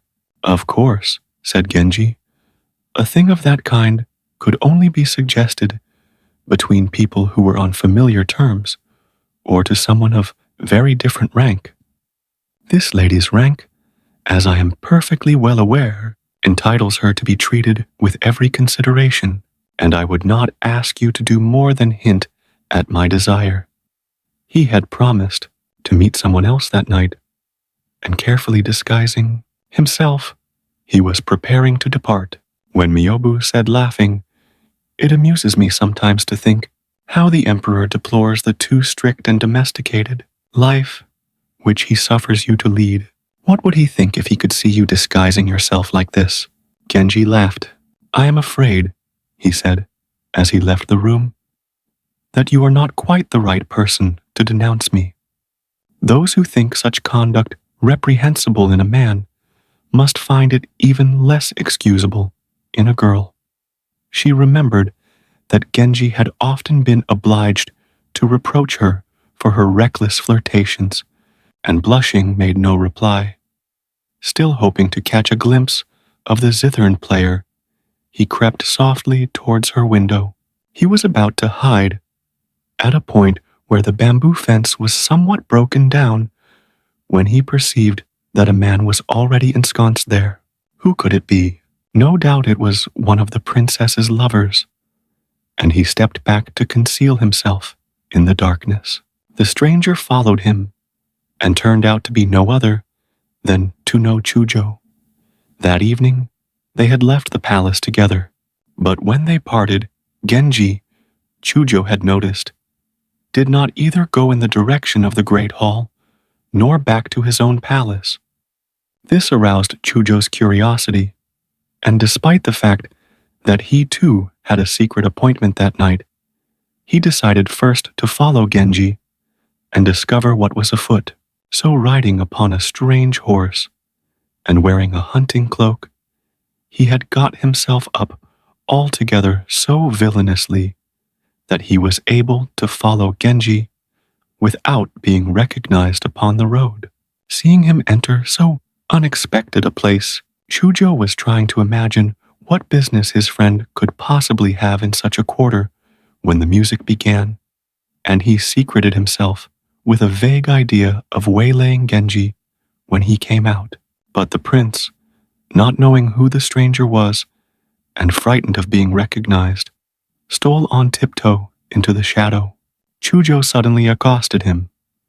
"Though you shook me off so uncivilly, I thought it my duty to keep an eye on you," he said, and recited the poem, "Though together we left the great palace hill, your setting place you would not show me, moon of the 16th night." Thus he remonstrated, and Genji, though at first he had been somewhat put out by finding that he was not alone, when he recognized to know Chujo, could not help being rather amused. "This is indeed an unexpected attention on your part," he said, and expressed his slight annoyance in the answering verse. "Though wheresoever it shines, men marvel at its light. Who has before thought fit to follow the full moon to the hill whereon it sets?" "It is most unsafe for you to go about like this," said Chujo. "I really mean it. You ought always to have a bodyguard. Then you are all right, whatever happens. I wish you would always let me come with you. I am afraid that these clandestine expeditions may one day get you into trouble." And he solemnly repeated the warning. What chiefly worried Genji was the thought that this might not be the first occasion upon which Chujo had followed him, but if it had been his habit to do so, it was certainly very tactful of him never to have questioned Genji about Yugao's child. Though each of them had an appointment elsewhere, they agreed not to part. Both of them got into Genji's carriage, and the moon, having vanished behind a cloud, beguiled the way to the great hall by playing a duet upon their flutes. They did not send for torch-bearers to see them in at the gates, but creeping in very quietly, stole to a portico where they could not be seen, and had their ordinary clothes brought to them there. Having changed, they entered the house merrily blowing their flutes, as though they had just come back from the palace.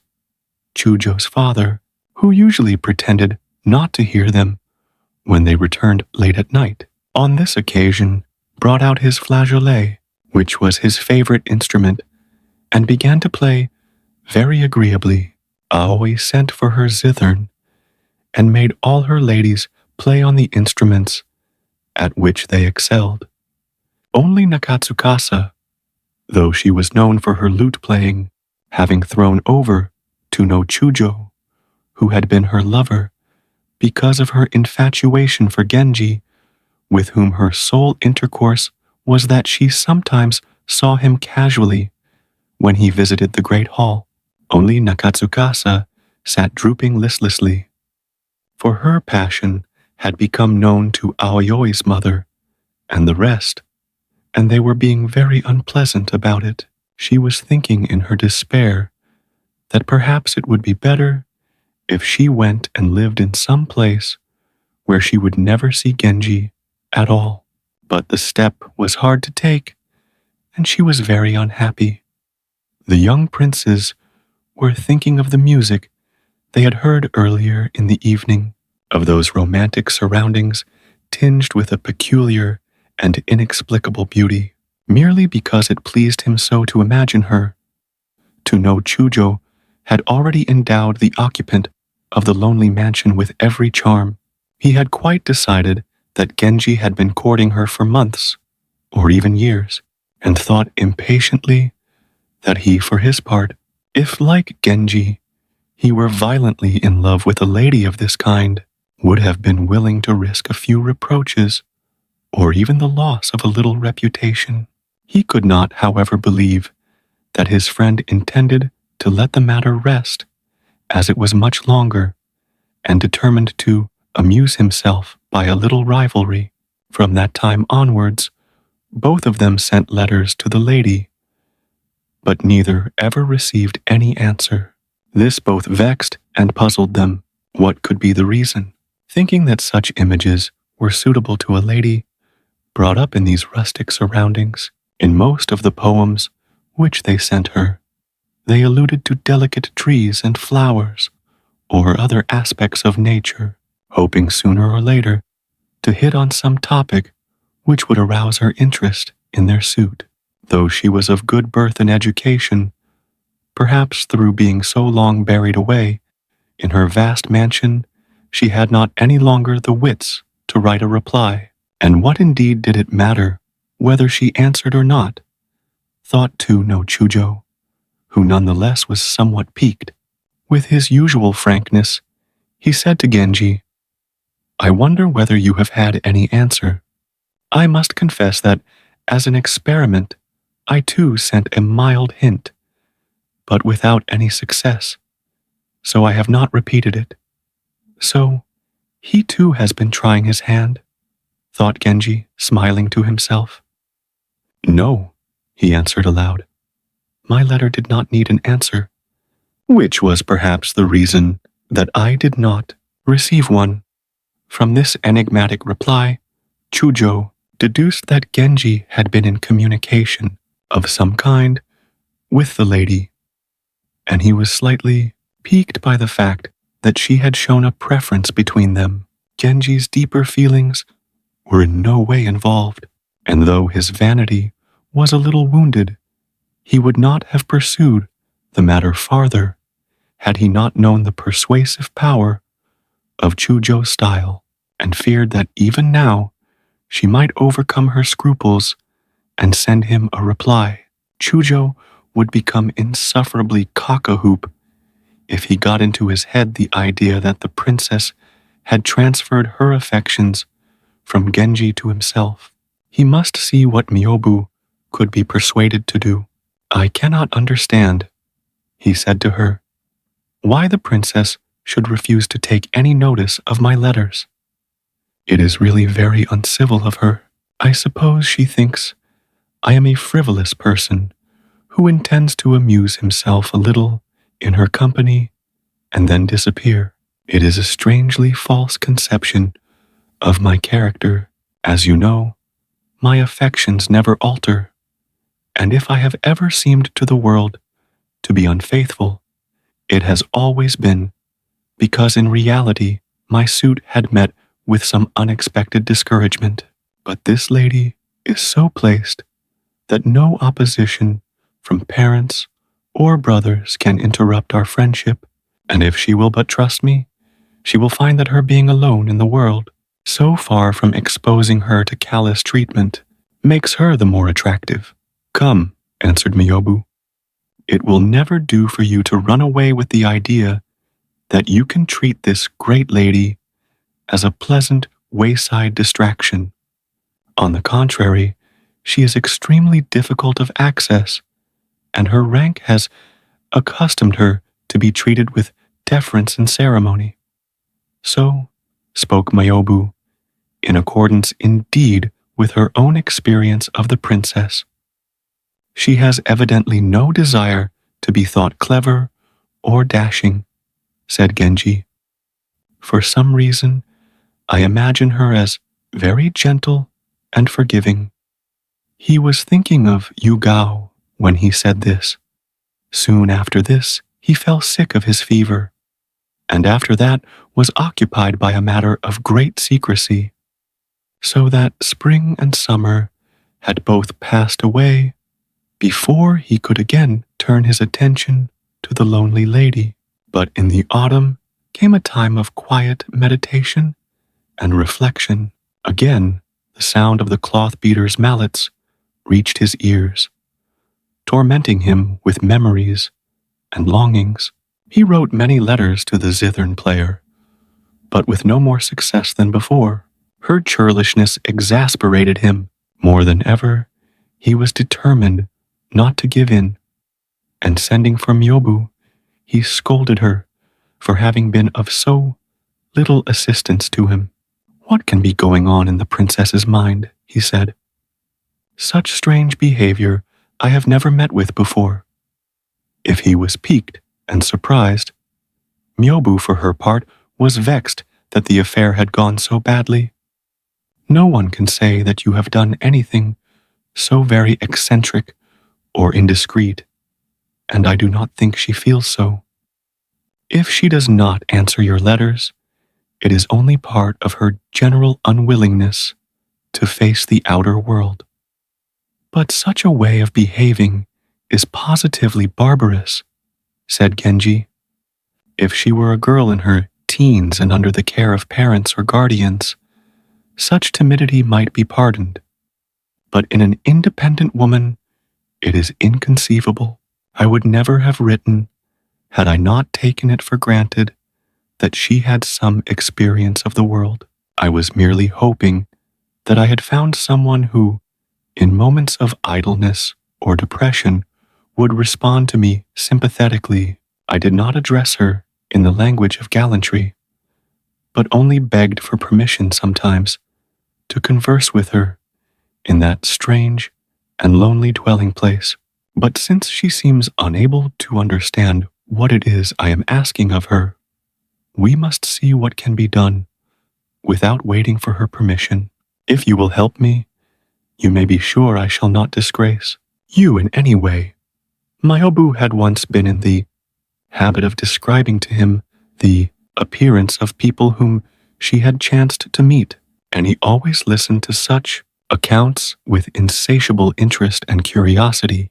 But for a long while, he had paid no attention to her reports. Now, for no reason at all, the mere mention of the princess's existence had aroused in him a fever of excitement and activity. It was all very unaccountable. Probably he would find the poor lady extremely unattractive when he saw her, and she would be doing her a very poor service in effecting the introduction. But to give Genji no help in a matter to which he evidently attached so much importance would seem very ill-natured. Even in Prince Hitachi's lifetime visitors to this stiff, old-fashioned establishment had been very rare, and now no foot at all ever made its way through the thickets which were closing in around the house. It may be imagined, then, what the visit of so celebrated a person as Genji would have meant to the ladies-in-waiting and lesser persons of the household, and with what urgency they begged their mistress to send a favorable reply. But the same desperate shyness still possessed her, and Genji's letters she would not even read. Hearing this, Myobu determined to submit Genji's request to her at some suitable moment when she and the princess were carrying on one of their usual uneasy conversations, with the princess's screen of honor planted between them. If she seems displeased, thought Myobu, I will positively have nothing more to do with the matter. But if she receives him, and some sort of an affair starts between them, there is fortunately no one connected with her to scold me or get me into trouble.